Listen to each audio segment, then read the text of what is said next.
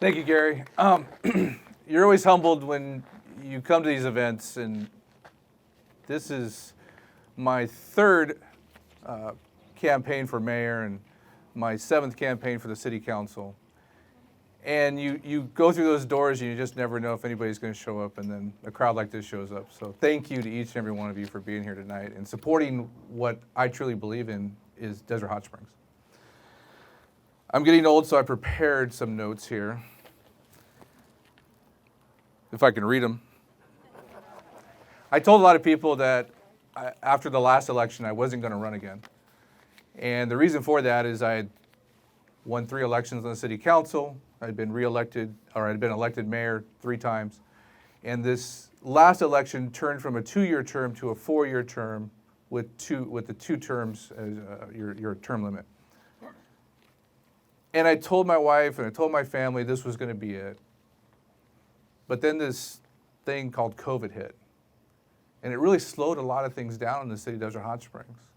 And I sat down with my wife 6 months or so ago and I said, what am I going to do? And it's kind of funny because David Snyder's standing behind her, and he's a developer here in town, and he took me to breakfast one day. He said, you've got to run. You've done such a great job. Yeah. And I talked it out with my family, and we decided one more term. Now, it made some people happy. Some people weren't so happy about it. But what I wanted to convince myself about was, why would I do it again? And my wife said, you haven't completed everything that you promised you were going to do. And COVID really slowed that down, as I said at the beginning there. We have a fire station that's going to break ground soon that I had hoped would have been built by now. We've had multiple projects like this property here go through our programs. And we have multiple other opportunities coming for Desert Hot Springs now that COVID is over.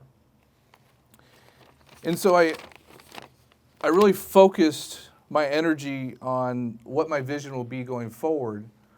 But at one of my campaign events years ago, somebody had asked me, what did you accomplish? And I always get a little embarrassed by that because I'm a little humbled by what I do in public service, growing up here and this being my city. And I don't always like to brag about what I've done, but they said, you got to tell people what you've done. So I started to make a list and I said, wow, we have accomplished a lot. And it's not just me, it's consensus on the city council, it's consensus with our planning commission, it's building relationships with developers and people that we want to be successful in Desert Hot Springs. And one of the passions that I had was making our streets safer. And over the last 7 years as your mayor, we've focused our energies on Palm Drive and now Hacienda. And we've brought in over $10 million in grant funding.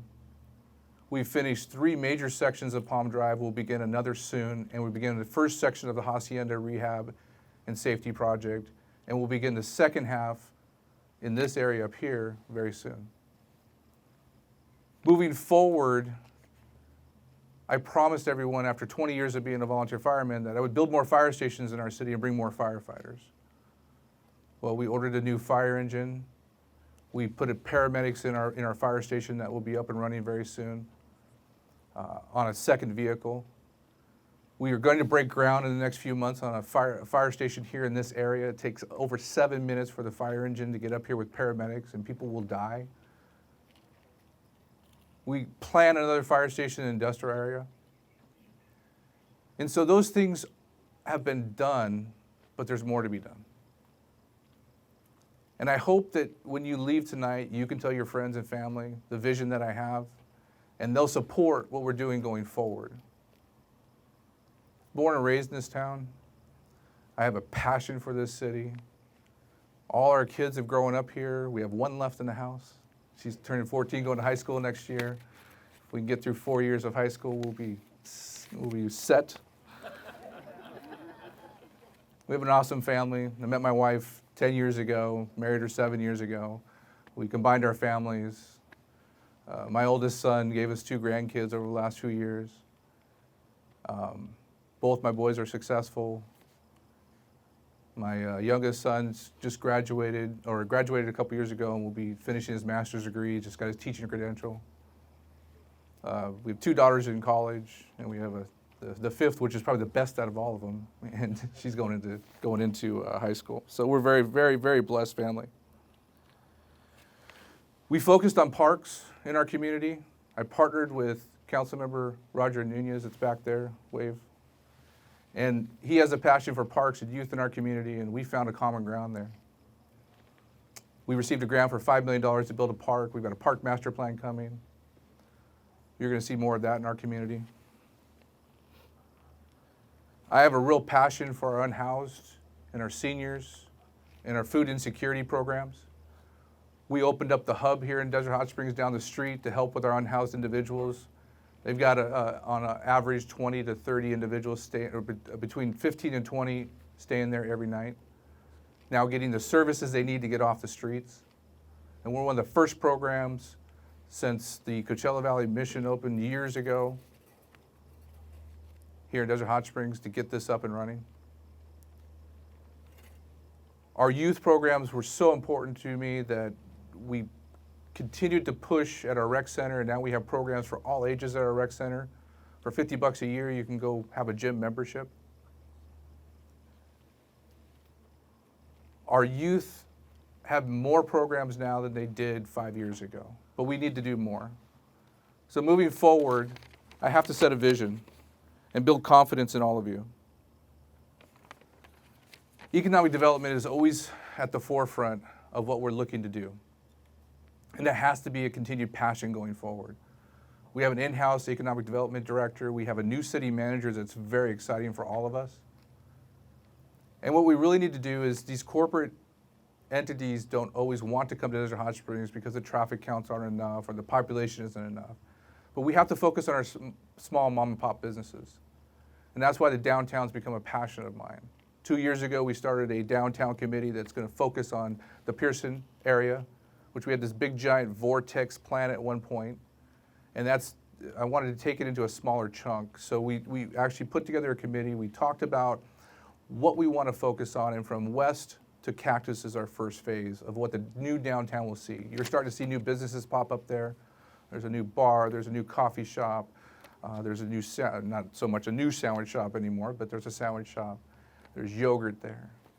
Those are the types of things that we need as residents, not to have to drive across the freeway to spend our tax money in other cities, but to capture those dollars here back in our city. Creating jobs has been really important. The cannabis industry has been really friendly with us, and we've been really friendly with them. We saw it as an option back in 2016, and we really moved forward when we opened the first legalized cannabis cultivator in the city of Desert Hot Springs for the state of California. We have dispensaries, we have cannabis cultivators that are looking to find ways to stay afloat in this economy. And we're at the table with them constantly trying to figure things out. And we're about to announce a taxation level that will be sustainable over a long period of time for our cannabis cultivators and soon to follow our dispensary owners. We want to keep their business in town because they've produced over 2,400 jobs. We want to produce more jobs as 10,000 people leave this community every day to work in retail and medical and other jobs throughout the valley. We want those cars to stay here and get off the roads. So if we can produce 2,400 jobs in the cannabis industry and keep those strong, and then support some of the warehousing that's going to come in, 14, 15, 2,000, 2,500 jobs there, that'll be another important piece for us moving forward. Education has to be at the forefront, and we partner with our school district and our colleges and our universities to make sure that we have those opportunities here. But something that I really want to focus on in the next 4 years is healthcare in our community. DAP has taken over what used to be Borrego Health to bring those services to our uninsured and our low-income individuals. And that's what the healthcare network told me 10 years ago, is if you brought those services, we'll be right behind you. Well, they haven't been. So we've got to get to the table with Eisenhower and Desert Care Network and Desert Oasis and find ways to get occupational services up here and urgent cares and those types of services that all our residents who work every day that need those types of services are having to drive over the freeway or somewhere else to get those services. And that has to be in the forefront of our vision moving forward as a city council.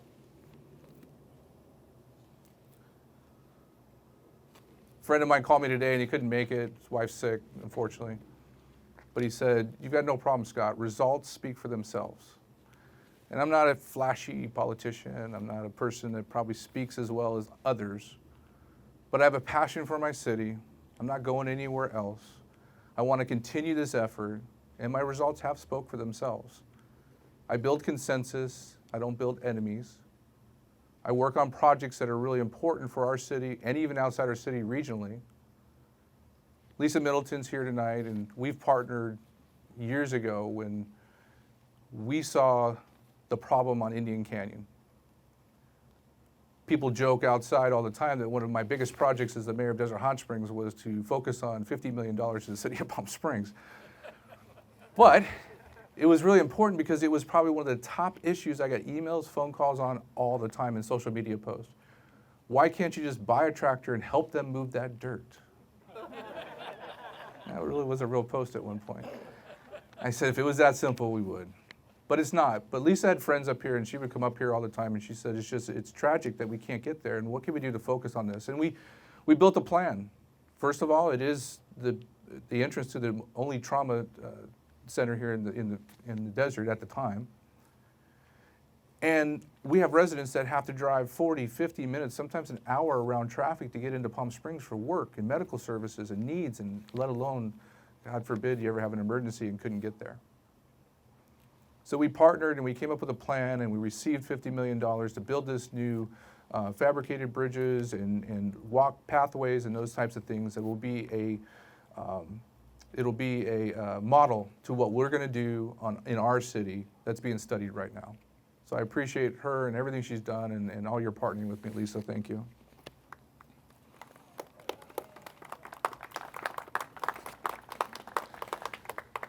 The city was split into 4 districts. 1, 2, 3, 4, and then the mayor at large. Last year, 2 years ago, we were very fortunate to see Gary and Jan Pye reelected. Jan, wave your hand back there. Gary and Jan have been by my side for a while, helping me make decisions, and been just a great partner, and I was so thrilled to see them reelected. This year, we have districts 2 and 4. District 2, there's a council member and Councilmember Nunez who live in that same district. I'm supporting Councilmember Nunez because of his efforts to partner with me these last couple of years and to really bring awareness to our youth, our seniors, our Hispanic community, and much, much more. Roger, thank you for what you're doing, and thank you for partnering with me on that. Now, what's going to be interesting is District 4. It's a wide open district. It's a wide open seat. So I'm sure you've heard people talk. So if you live up in this area here, Hacienda Heights, this is District 4. There's people already talking about running for this seat. We're going to support somebody that we think is going to be passionate about that seat, someone that's going to work with the city council. I will never ask anybody to run for a seat and do exactly what I want them to do. I want someone to run for that seat, challenge me as the mayor of the city of Desert Hot Springs to get things done, but be able to compromise when it comes to political issues in the community. I have had many conversations with Mr. Gardner over different political views in our time, but we're always able to work on the issues. Jan and I have had compromises, or I just listen to Jan because she can be a mom sometimes and she gives you that finger. Not the finger, a finger. I'm really passionate about my community, and sometimes it doesn't come across as much, but you'll see me doing the work, and you'll see me out there each and every day trying to make a difference in our community. I work a full-time job. I have a family. I have friends. We try to live life the best we can, but this is a passion to make sure Desert Hot Springs continues to move.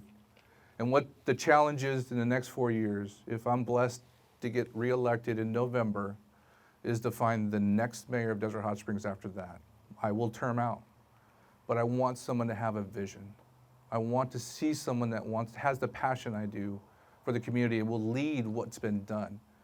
When I took over from the former mayor and the mayor before him, I looked at what they had accomplished, and I didn't want to throw it all out and start from scratch. If we could find that person, it's going to be so important. That's going to be a real challenge, but I think we can do it. I want to thank Maria Lise. Where'd you go? She's back there waving her hand. Thank you to you and your staff for doing this tonight. It was beautiful. We were joking earlier. Yes, give her a hand. She's been a huge supporter of mine. She owned a boutique spa right up the street here for a long time, and she would always let me have events up there or just come up there and relax. And she would always walk out, and you could oversee the valley, and she always pointed at this place and said, I'm going to own that someday. And I'm going to do great things with that, Scott. And I believed in her, and she did. She's done a fantastic thing. If you haven't taken a tour of the property, please do. Come back, have lunch, dinner, spend some spa time here. I think she would enjoy that if you did that for her. But thank her to you and your staff again for everything you do.